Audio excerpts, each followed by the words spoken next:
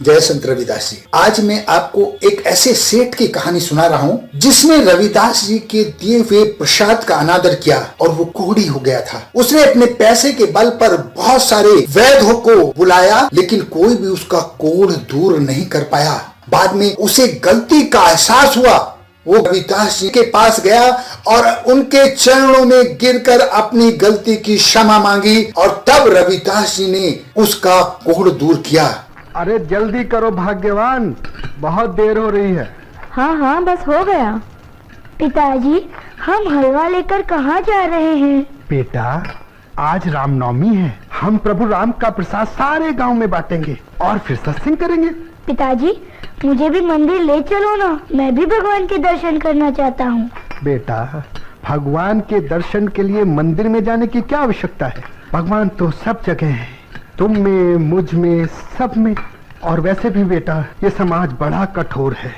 हम लोगों को छोटी जाति में जन्म लेने के कारण मंदिर में प्रवेश की अनुमति नहीं है। मगर बेटा, ये हमारा दुर्भाग्य नहीं, ये इस समाज का दुर्भाग्य है, क्योंकि हमें इस समाज में मिलाए बिना इस समाज का स्वरूप पूरा नहीं हो सकता।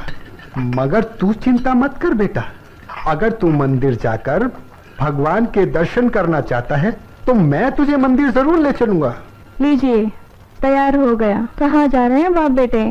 अरे भाग्यवान, ये विजयदास मंदिर जाकर भगवान के दर्शन करना चाहता है, बस इसे मंदिर लेकर जा रहा हूँ। चलो अच्छा है, बेटा साथ रहेगा तो बाप को ध्यान तो रहेगा कि घर भी जाना है। अरे तुम चिंता मत करो भाग्यवान, हम लोग समय से लौट आएंगे। चल बेटा।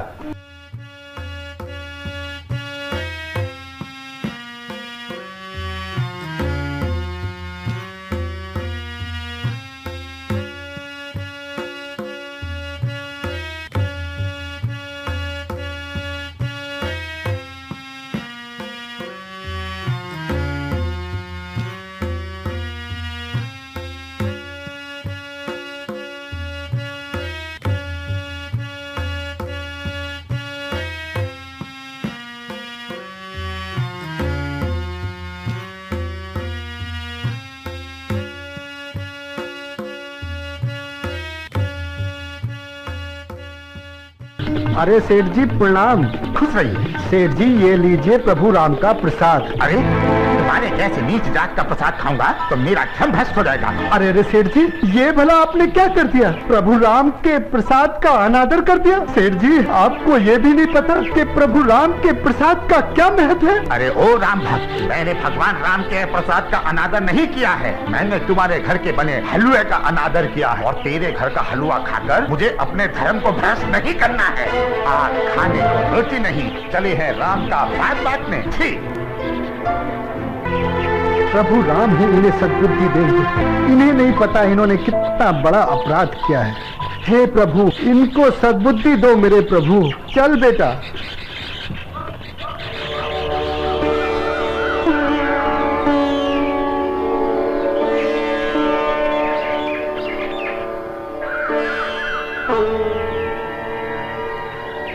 जय श्री राम। अरे रविदास यहाँ?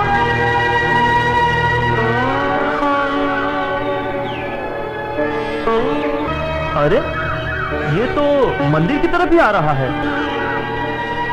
लगता है दर्शन के लिए आ रहा है। क्या एक अछूत का मंदिर में प्रवेश उचित है? नहीं, बिल्कुल नहीं। वही तो, फिर हम क्या करें? हम उसे मंदिर में हरगिज नहीं घुसने देंगे। हाँ। खबरदार, अब आगे एक कदम भी तुमने बढ़ाया तो मुझसे बुरा कोई नहीं होगा। शास्त्री जी, ये भला आप क्या कह रहे हैं? शास्त्री जी, आज रामनवमी है और मेरा बेटा भी प्रभु राम के दर्शन करना चाहता है। दर्शन करने की इच्छा है तो अपने घर पे जाके दर्शन करो। ये मंदिर तुम जैसे अछूतों के लिए नहीं है, ये मंदिर हमारा है, हमारे प्रभु श्री राम का। और फिर तुम्हारी हिम्मत कैसे हुई हमारे मंदिर में प्रवेश करने की? यहाँ पे आके सारा मंदिर गंदा कर दिया। शास्त्री जी, मेरे आने से मंदिर अपवित्र नहीं हुआ है, बल्कि अपवित्र हुआ है आपकी छोटी सोच के कारण। और वैसे भी कौन कहता है कि हम लोगों को मंदिर में आकर प्रभु के दर्शन करने का अधिकार नहीं है?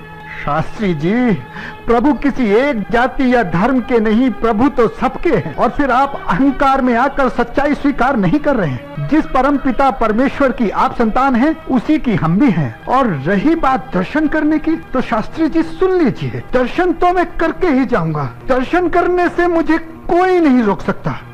चल बेटा, चल बेटा, चल। तेरी ये हिम्मत कि तू अपनी बराबरी हम लोगों से कर रहा है। देख क्या रहे हो साथियों, मार के धक्के निकालो इसे यहाँ से। पिताजी, पिताजी, पिताजी, पिताजी, पिताजी चलो यहाँ से। पिताजी, मुझे भगवान के दर्शन नहीं करने। पिताजी, पिताजी आप यहाँ से चलो। तू रो मत बेटा, सबके दर्शन तो हम करके ही जाएंगे। चल बेटा, चल चल, आ बेटा चल। रुक जा नीच, वरना मुझसे बुरा कोई नहीं होगा। देखते क्या हो साथियों, इसे उठाओ और मंदिर से बाहर फेंक दो।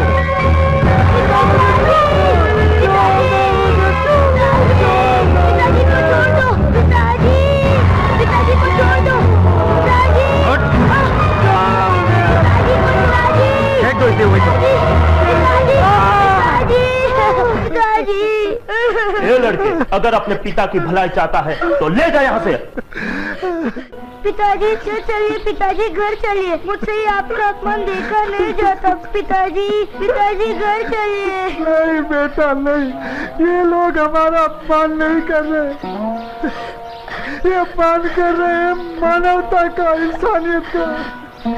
और बेटा, आज सबको ये साबित करना पड़ेगा कि इन अभिमानियों में और हम में कोई अंतर नहीं। इंसान इंसान सब बराबर है बेटा। तू चिंता मत कर, बैठ जा, तू बैठ जा बेटा। मैंने कौन सा जुल्म गुजारा जो मुझसे किया है किनारा।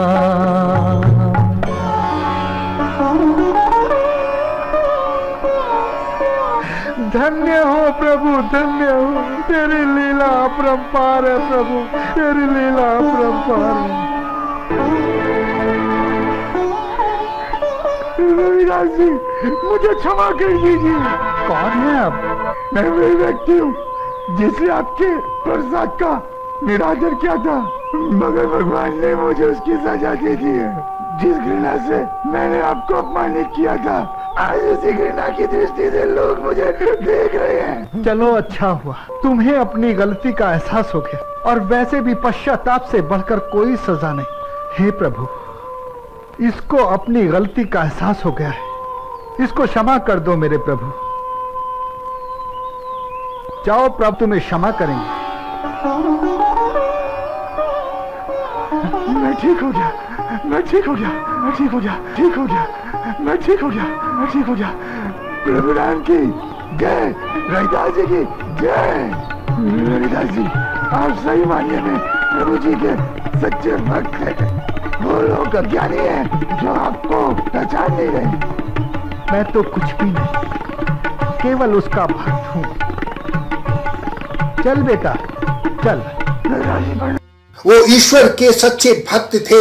ईश्वर ने समय समय पर उनका साथ इसीलिए दिया है कि वो परोपकारी थे, दयालु थे, मानवता के प्रेमी थे। वो सच्चे संत थे और इस जाति का उद्धार करने के लिए ही इस जाति में पैदा हुए थे। वो इस जाति के लिए वो कर गए जो आज तक कोई नहीं कर पाया। उस कोढ़ी ने भी रविदास की भक्ति स्वीकार की और रविदास जी के सारे आचरणों को जानकर समाज के सभी वर्गों के लोग उनके शिष्य बनने लगे थे। धीरे धीरे ही सही, लेकिन रविदास जी की ख्याति पूरे विश्व में फैल गई थी। जहां देखो रविदास जी हो रहा था। वो इसके लायक थे, उन्होंने वो किया था। उन्होंने कोई लालच नहीं दिखाया, उन्होंने मानवता की सेवा की, उन्होंने समाज को जो रास्ता दिखाया वो ईश्वरीय रास्ता था। ऐसे महान संत को मैं कोटि कोटि प्रणाम करता हूं। जय संत रविदास जी।